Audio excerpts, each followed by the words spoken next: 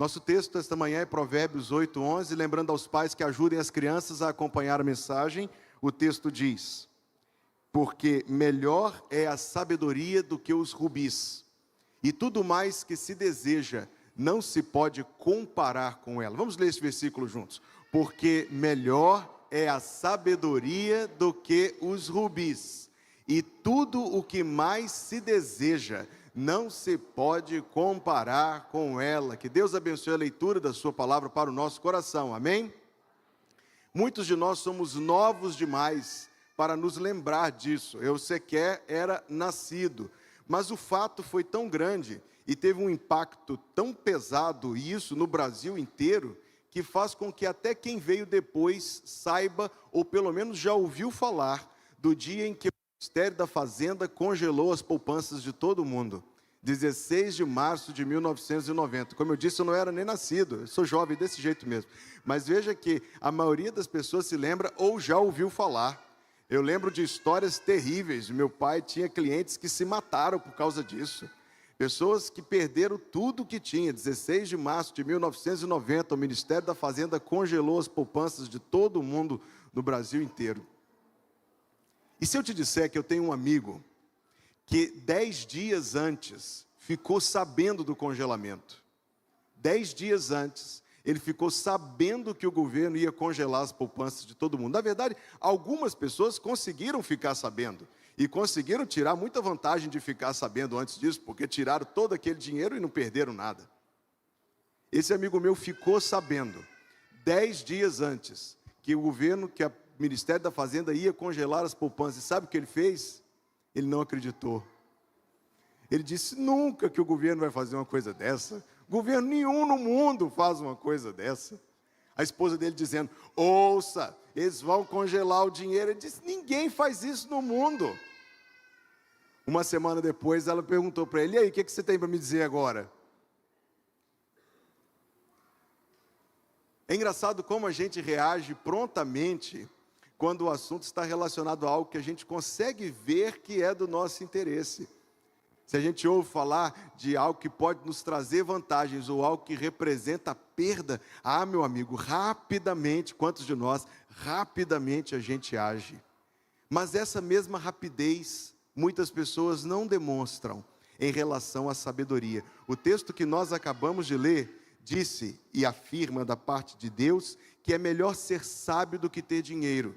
Diz que riquezas deste mundo não compensam os deslizes da tolice. O texto é: melhor é a sabedoria do que os rubis, e tudo o que mais se deseja não se pode comparar com ela.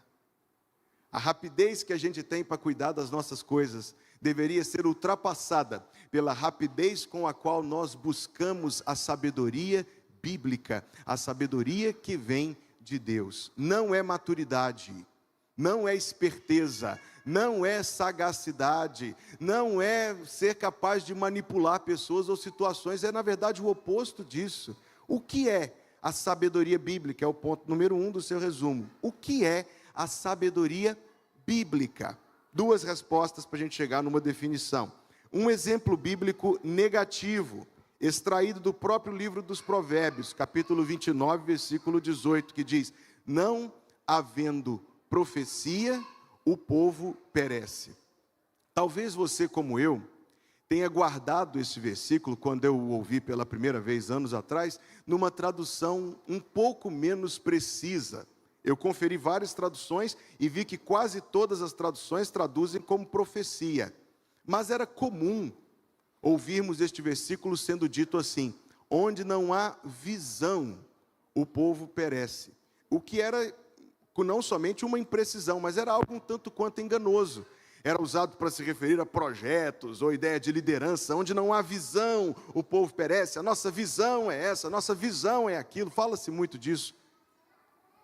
A palavra é visão no sentido de uma visão profética, uma visão de Ezequiel, uma visão dos profetas. Por isso a tradução mais exata é: quando não há profecia, o povo perece. E talvez alguns de meus irmãos estão aí com a Bíblia aberta na Nova Versão Transformadora, que diz: quando não há instrução. E eu achei boa essa colocação. Quando ou onde não há instrução, o povo perece. Sabedoria é instrução. E quando nós estamos pensando em sabedoria bíblica, nós estamos pensando na instrução que vem do Senhor. Crianças, quem de vocês tem hamster? Alguma criança tem hamster aqui? Deixa eu ver. Quem cria rato aí?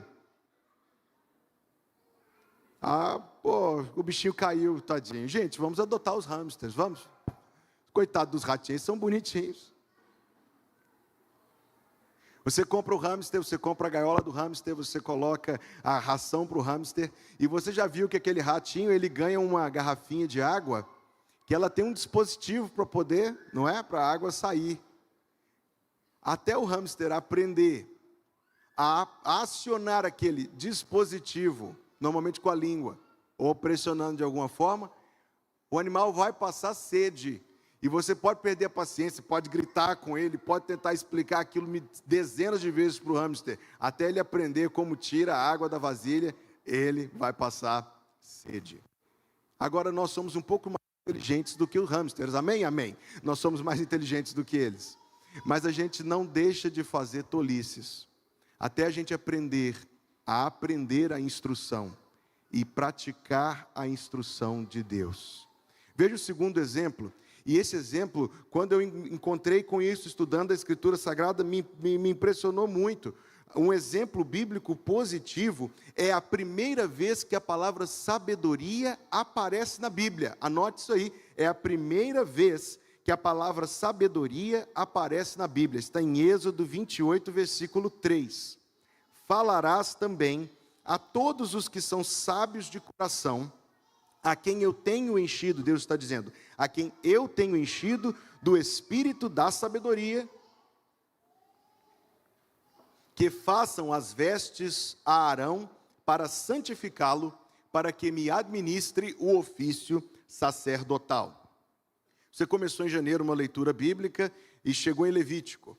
Aí não ficou por lá, amém, amém. Quando você chegou em Levítico, você chegou naquele monte de rituais, toda forma como deveria ser feito o sacrifício, mas quando você avança mais um pouquinho, você vai ver a descrição da roupa do sacerdote, como o tabernáculo deveria ser feito, vem desde o Êxodo e vai pelo Levítico, como o tabernáculo deveria ser construído e especificamente que tipo de roupa o sumo sacerdote deveria usar. Tem um texto extenso sobre isso, a sua memória está te lembrando. Fala sobre um sino e uma romã, uma veste branca de linho, com outra por cima, azul da cor do céu, e outra por cima, a estola sacerdotal, com as 12 joias, representando as 12 tribos de Israel, e os nomes das tribos em cima do ombro, e uma coroa escrito santidade ao Senhor. Você lê aquilo e vê a quantidade de detalhes, era minimamente detalhado. Acompanhe. Primeiro, Deus mostrou para Moisés, como diz o livro do Êxodo, capítulo 38, Deus mostrou para Moisés um modelo de como aquelas coisas deveriam ser construídas.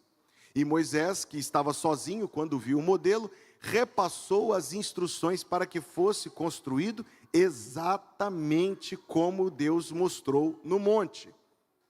Vamos dar mais um passo. Por que todos aqueles detalhes eram importantes? A Bíblia nos diz, porque ali estavam figuras, símbolos, emblemas de todo o Evangelho, de todo o plano de salvação de Deus. A roupa do sumo sacerdote é cheia de detalhes. Por quê? Porque ele era um representante do Senhor Jesus. Aquela roupa era muito importante. Errar era arriscado. Saber fazer era difícil. Aqui está o conceito a partir do exemplo de sabedoria bíblica. Deus disse, os sábios de coração, que eu tenho enchido de sabedoria para saberem fazer daquele jeito que Deus quer que seja feito. Entendeu o exemplo? A sabedoria bíblica, vamos defini-la, é saber como fazer segundo o que Deus quer. Definição de sabedoria bíblica, saber como fazer segundo o que Deus quer. Você pega o padrão da veste do sumo sacerdote. O sábio sabia transformar aquele padrão em algo real.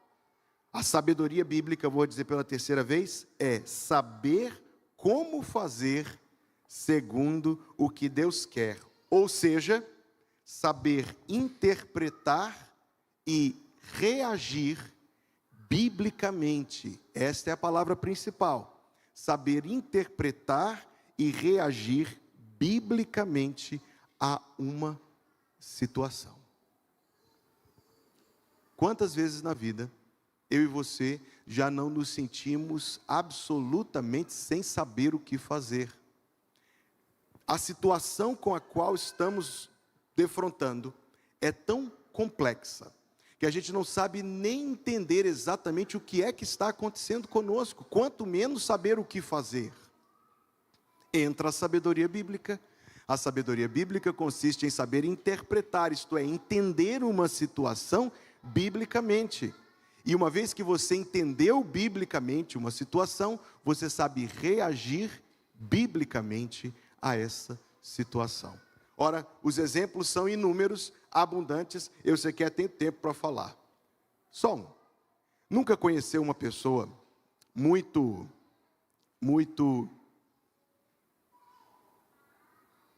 nervosa.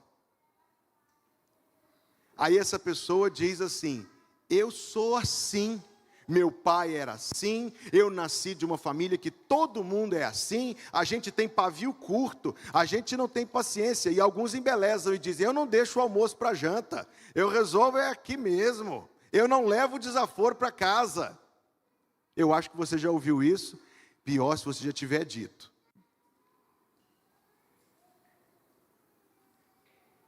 Aí a gente encontra várias explicações. As explicações falam que esse é o seu temperamento. Outras vão dizer que é uma coisa relacionada ao seu passado, que você precisa. E talvez seja, em parte, não mais do que em parte. Vamos dar os nomes bíblicos para as coisas. Biblicamente falando, é uma pessoa irada. E a ira é pecaminosa. Eu preguei nisso domingo passado à noite. Irai-vos e não pequeis.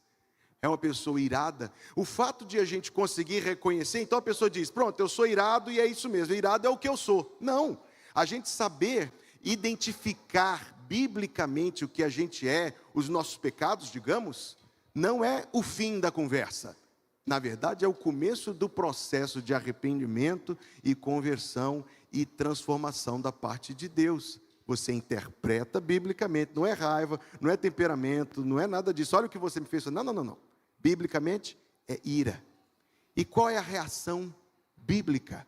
Confissão de pecados, arrependimento, mudança de vida, buscar a graça de Deus para a transformação do coração. A sabedoria bíblica é saber interpretar e reagir biblicamente a uma situação. Eu quero avançar mais um pouquinho com vocês, para nós vermos, o título da mensagem desta manhã é Os Objetivos da Sabedoria. O primeiro e principal objetivo da sabedoria bíblica. Veja esse texto que eu coloquei aí para vocês, daqui a pouco eu digo o que é para escrever na lacuna. O primeiro e principal objetivo, veja o texto de Deuteronômio capítulo 4, versículos 5, 6 e 7. Vedes aqui: vos tenho ensinado estatutos e juízos, como me mandou o Senhor meu Deus. É Moisés que está dizendo: para que assim façais no meio da terra a qual ides a herdar. Guardai-os, pois, e cumpri-os, porque isso será a vossa sabedoria. Marca aí, porque isso será a vossa sabedoria e o vosso entendimento perante os olhos dos povos, que ouvirão todos estes estatutos e dirão: este grande povo é nação sábia e entendida. Pois que nação há tão grande? Agora, que tenha deuses tão chegados como o Senhor nosso Deus, todas as vezes que o invocamos. O objetivo principal da sabedoria bíblica é glorificar a Deus. Quando nós agimos feito tolos, e infelizmente isso acontece com mais frequência do que gostaríamos. Quando nós agimos feito tolos, nós estamos dando mais uma prova de que nós não somos aquilo que Deus queria que fôssemos, de que nós não somos aqueles que Deus queria que fôssemos, de que nós estamos aquém do propósito para o qual nós fomos criados. A tolice é mais uma das evidências da nossa queda. Uma frase para você, aquele escritor inglês, seu nome era Chesterton, disse: a queda é a única doutrina cristã que pode ser provada empiricamente. O que ele estava querendo dizer é, você não precisa acreditar em revelação, basta olhar ao seu redor para você ver e provar, tirar a prova de que o ser humano é um ser caído.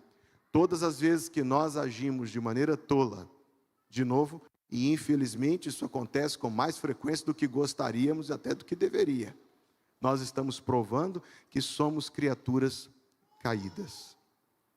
Nas ocasiões, porém, em que o nosso comportamento, em vez de tolo, é sábio, nas ocasiões em que o nosso comportamento, a nossa reação, a nossa interpretação da situação e a nossa reação, em vez de tola, carnal, mundana, secular, é bíblica e, por ser bíblica, sábia, nós estamos demonstrando, exibindo, nós estamos honrando, levantando, apresentando, glorificando o nome do nosso Deus. Nesse texto que eu citei, de Deuteronômio, Deus está dizendo por meio de Moisés que as nações ao redor de Israel veriam o procedimento deles diferente do procedimento de outras nações. Veriam o procedimento deles diferente de outras nações.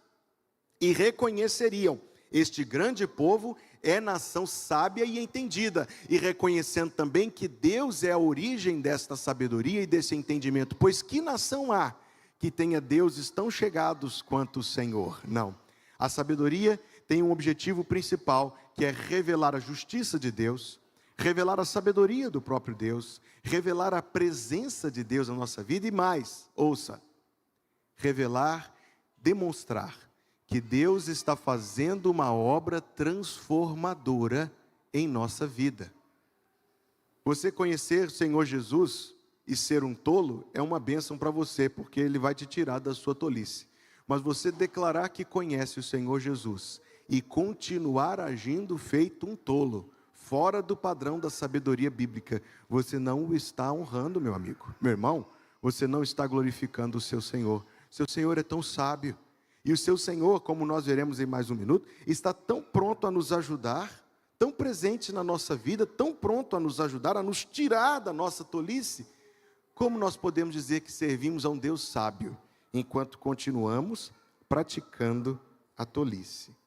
Mas, número 3, a sabedoria bíblica também traz muitos benefícios. A sabedoria bíblica também traz muitos benefícios. Alguns versículos que eu separei aí para vocês. Provérbios 9, verso 10 e 11. O temor do Senhor é o princípio da sabedoria, e o conhecimento do santo a prudência. Porque aqui a sabedoria que está falando em primeira pessoa, é um recurso poético do livro dos Provérbios. Porque por meu intermédio se multiplicam os teus dias, e os anos de vida, diz o texto, se te aumentarão. Porque, versículo seguinte, Provérbios 14, 27, o temor do Senhor é fonte de vida para desviar dos laços da morte. C.S. Lewis, eu sei que muitos de vocês leem os escritos de C.S. Lewis. Qualquer um de nós terá uma ou outra ressalva com algumas das ideias que ele chegou no fim da vida, mas algumas ideias que ele coloca são realmente muito boas. Ele contava que entrou uma vez, detrás da casa dele tinha uma espécie de uma cabana, uma pequena construção onde ele guardava coisas, e ele entrou lá. E o quarto, o ambiente, aquela cubículo, estava todo escuro. Então, por uma fresta, entrou um facho de luz. E um pequeno facho de luz foi suficiente para iluminar todo aquele ambiente. E pela fresta, ele narrava daquele jeito poético dele de escrever, pela fresta ele via, primeiro pela luz, ele conseguiu ver o ambiente, ele conseguiu ver a poeira. Já observou quando tem um facho de sol e você vê a poeira passando pelo facho de sol? Mas olhando pela fresta, ele viu aquela luz, ele viu, na verdade, o sol a toda aquela distância e fez um trajeto do ambiente escuro, um facho de luz que subindo, indo para além, chegava até ao sol. Ilustração do conceito bíblico de vida eterna. Se você pensa em vida eterna como sendo apenas uma existência prolongada, a sua ideia de vida eterna não é a ideia bíblica. Primeiro, porque, segundo a palavra de Deus, a vida eterna é uma dádiva que não é para ser usufruída depois da morte. A vida eterna começa no instante em que conhecemos Jesus Cristo como nosso Salvador. João 17, versículo 3. A vida eterna é esta, que te conheçam a ti como o único Deus verdadeiro e a Jesus Cristo a quem enviaste. Porém, a vida eterna não só ela não começa depois da morte, como ela também não consiste apenas em quantidade de vida. O Senhor Jesus disse em João 10:10, eu vim para que tenham vida e a tenham em abundância. Vida eterna não é apenas quantidade de vida, vida eterna é uma vida de qualidade. Não é apenas uma existência prolongada, é uma vida abundante. A ideia bíblica de vida, vida vivida segundo os preceitos da palavra de Deus, os benefícios da sabedoria, não consistem apenas em a gente viver eternamente, continuar existindo, melhor dizendo, depois da morte. Mas, por meu intermédio, se multiplicam os teus dias, não é apenas quantidade, qualidade, para desviar dos laços da morte. O versículo em seguida, Provérbios 4, versículos 5 a 9, é um pleito de Deus com a gente. Adquire sabedoria, adquire inteligência, e não te esqueças, nem te apartes das palavras da minha boca. Versículo 6, não a abandones e ela te guardará. Vê que para não te dar trabalho, eu já deixei marcado aí no resumo. Ama e ela te protegerá. A sabedoria é a coisa principal. Adquire, pois, a sabedoria. Emprega tudo o que possuis na aquisição de entendimento. Exalta, e ela te exaltará. Abraçando-a tu, ela te honrará. Dará à tua cabeça um diadema de graça e uma coroa de glória te entregará. São coisas grandes, queridos, que estão prometidas aqui na palavra de Deus àqueles que buscarem a sabedoria. Um exemplo de sabedoria bíblica. Um exemplo. Você lendo o livro dos Provérbios, encontrará inúmeras vezes a palavra diligência. E fala, a mão do diligente prosperará, mas o preguiçoso passará fome. Quando a palavra de Deus diz diligente, ela está descrevendo uma atitude, digamos, reconheçamos, uma atitude incomum no nosso tempo, que combina duas coisas, zelo e persistência diante de dificuldades. Zelo e persistência diante de dificuldades. Esta é uma atitude, aqueles que falam das gerações mais jovens hoje, e aqui o assunto é muito sério, falam que as gerações mais jovens, as próximas gerações que vão assumir o mundo, são desistentes. São pessoas de muito fácil desistência. Aqueles que estão olhando, não estou falando de pastores ou teólogos, pessoas que estão olhando a sociedade, que estão olhando os acontecimentos do mundo ao nosso redor, falam que as gerações mais jovens são pessoas que desistem e que se desanimam, se prostram diante das dificuldades. O livro dos Provérbios fala do diligente, aquele que persiste com zelo, e depois pegue o seu celular, jogue lá no pesquisa, no aplicativo da Bíblia, diligente ou diligência, veja a lista de versículos e as bênçãos que estão prometidas para os diligentes. Esse é um exemplo de como a sabedoria bíblica faz diferença na nossa vida. O problema, número 4, é que, e eu citei isso aqui, que eu vou citar novamente 3 domingos atrás, mas foi um ponto da pregação que tanta gente achou interessante e comentou comigo, me pediram até as anotações, eu achei por bem, achei que valia a pena colocar de novo. No livro dos Provérbios existem 5 tipos de tolo. O livro dos Provérbios fala do tolo simples. O livro dos Provérbios fala do tolo simples. Os provérbios são para dar aos simples prudência e aos moços conhecimento e discernimento. Quando se usa a palavra simples, é para se referir a alguém que é infantil, imaturo, desavisado, superficial. Um dos problemas para a gente usufruir todos esses benefícios e para glorificar a Deus, usando de sabedoria bíblica, é essa simplicidade, é ser simples, ser infantil, imaturo, desavisado, superficial, tomar as coisas sem considerar a seriedade delas, fazer as coisas sempre. Nunca conheceu o cidadão que vive no improviso? Tudo que ele faz é no improviso, tudo que ele faz é no rompante. A Bíblia diz, é um tolo simples. É uma pessoa que não reconhece a gravidade das coisas, a importância das coisas, o quanto as coisas merecem de atenção, de zelo. Em segundo lugar, o livro dos Provérbios fala do tolo insensato. Quem é o tolo insensato? É o tolo determinado. Ele se orgulha de ser tolo. Ele tem prazer na sua própria tolice. Diz o texto aí de Provérbios 27, 3. A pedra pesada.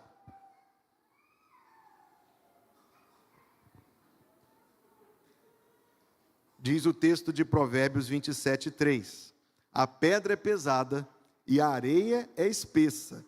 Porém a ira do insensato é mais pesada que ambas. O livro dos Provérbios fala do tolo teimoso. E o texto diz, 14:16, o sábio teme e desvia-se do mal, mas o tolo se encoleriza e dá-se por seguro. Quando a Bíblia fala do tolo insensato, ela está dizendo daquele que mesmo repreendido, mesmo avisado, ele persiste na sua tolice. Mas ela vai falar do tolo teimoso, que é aquele que rejeita quando repreendido.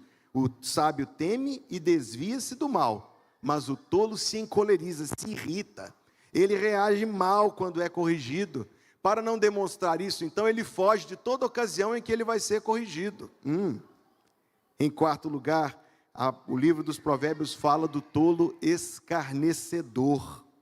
O tolo escarnecedor é aquele que ri da tolice, ele desdenha da sabedoria. O filho sábio, diz Provérbios 13:1, atende à instrução do pai, mas o escarnecedor não ouve a repreensão. E por fim, o livro dos Provérbios usa uma palavra, aparece em Provérbios apenas uma vez, embora apareça em outros textos do Antigo Testamento, a palavra Nabal, o tolo consumado, aquele cujo caminho é praticamente irrecuperável. A única vez que esta palavra hebraica aparece no livro dos Provérbios é em 17:21, para dizer, o que gera um tolo, para a sua tristeza o faz, e o pai do insensato, aqui é traduzido como insensato, não tem alegria. Qual é o problema que eu estou querendo dizer para meus irmãos? É que por causa de nossa natureza, por causa de nossa separação de Deus, a tolice está arraigada no nosso próprio coração. Aliás, o livro dos Provérbios diz isso. A tolice está pega ao coração da criança. Tem um pai aqui nessa igreja, que todas as vezes que vai aconselhar as suas filhas com a vara, ele cita o versículo que diz, a tolice está pega ao coração da criança, porque o versículo em seguida diz, mas a vara a tirará dela. Eu vou pregar sobre isso, tá certo? Sobre disciplina de filhos no livro dos Provérbios. Prepare-se, cenas das próximas semanas. Eu sei que no mundo o pessoal não gosta nem que toca nesse assunto, mas veja que embora eu use este versículo neste momento, ele refere-se a mim e a você.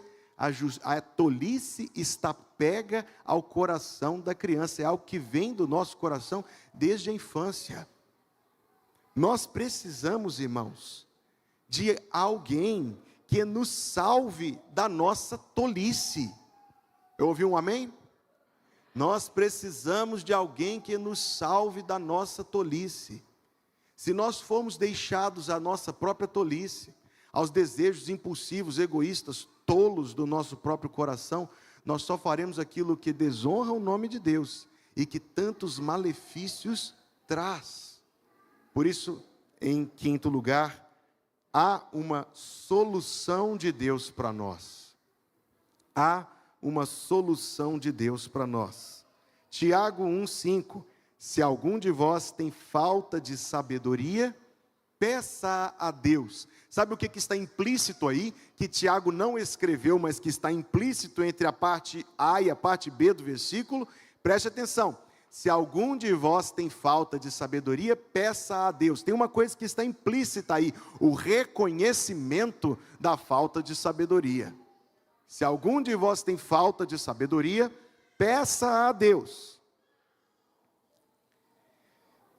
que a todos dá liberalmente, e não o lança em rosto, e ser-lhe-á dada. É uma promessa.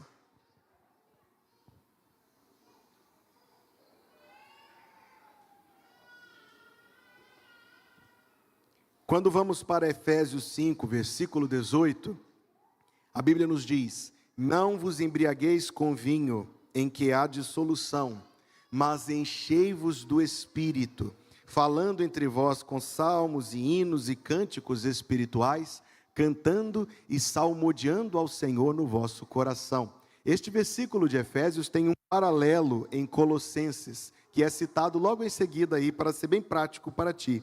A palavra de Cristo habite em vós abundantemente. Preste atenção que os versículos são muito parecidos.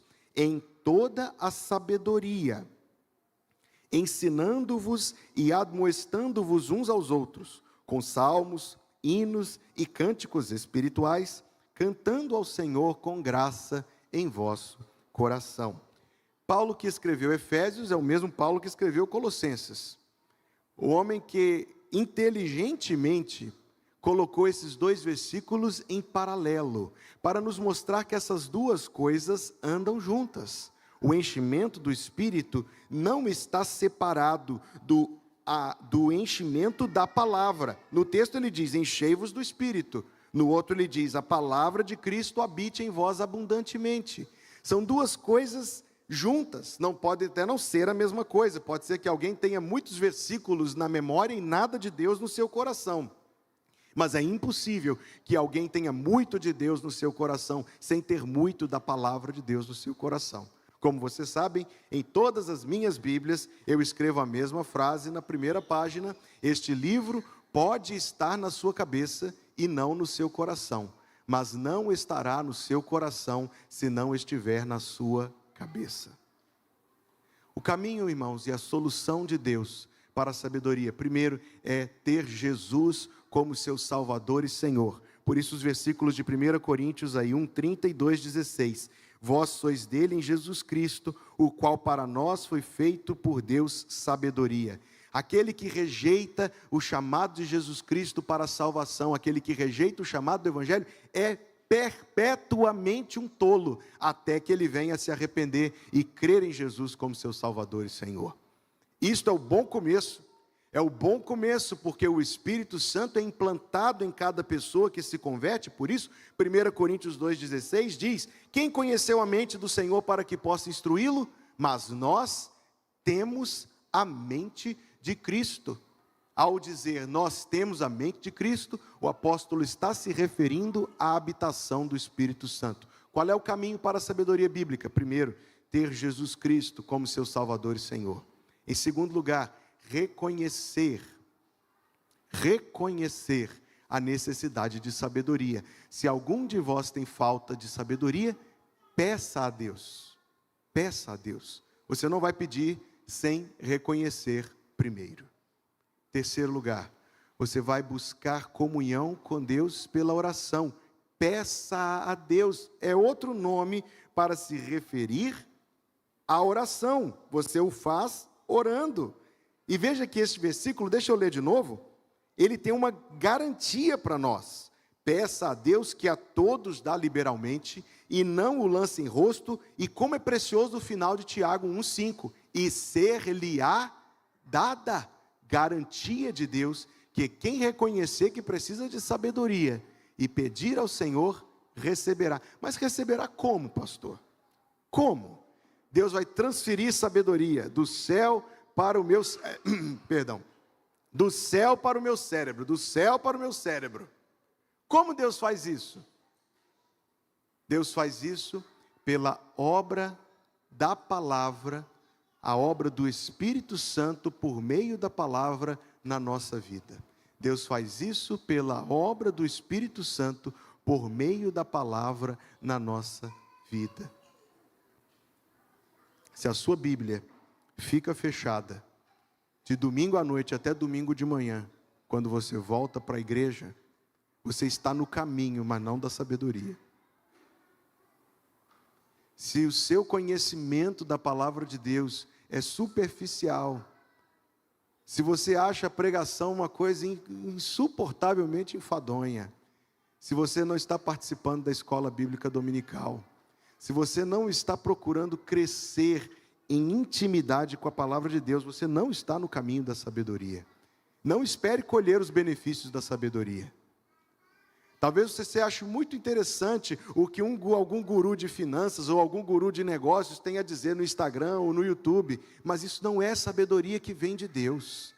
A sabedoria que vem de Deus é a sabedoria que, movendo, trabalhando o nosso coração, alcança toda a nossa vida. E tem dois principais objetivos: a glória de Deus, mas Deus nos ama tanto que se importa conosco, então Ele nos dá instruções que trazem benefícios para a nossa vida.